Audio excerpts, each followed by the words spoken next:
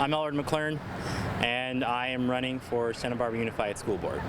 I'm running because there is a lot of illiteracy, a lack of parental engagement, and also the education is not equitable for our minority students. So I'm running for the flip side of that, which is to promote parental engagement, support literacy, and also to provide an equitable education for all students.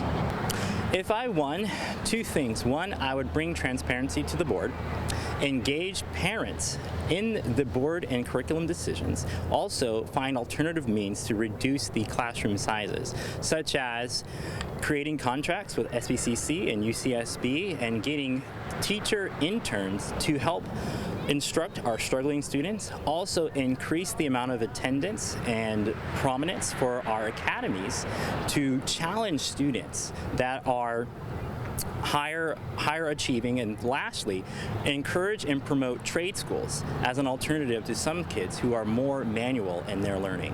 Experience is not just the amount of time one has been in an office. There is quality of experience, and I would say the experience that the district has been given from the incumbents shows a lack of engagement, a lack of willingness to educate, and a lack of promotion of literacy. I myself have life experience, which is what I bring to the table. I come from a low-income, dysfunctional minority family that typically we see students who are of that category do not succeed academically.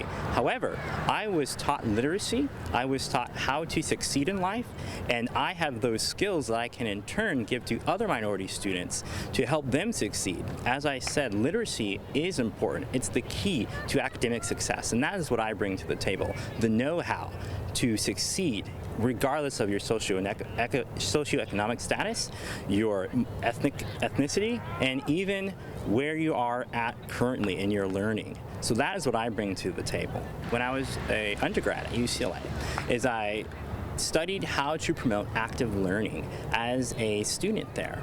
And one of the things that we can do here to promote learning and to promote literacy in our own schools in Santa Barbara is to get students involved to teach other students. We have a lot of high schoolers, the seniors, who kind of have a dead year in their senior year. And what we can do is create an elective program for those seniors to start teaching the lower classmen, or to go and help them become teacher's aides for the elementary students.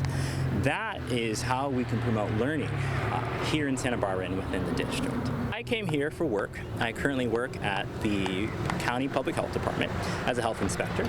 And so work is what brought me out here, and what got me involved in the district and with all the learning and things of that nature is some parents were fighting for increased literacy, and they wanted to be heard on the board.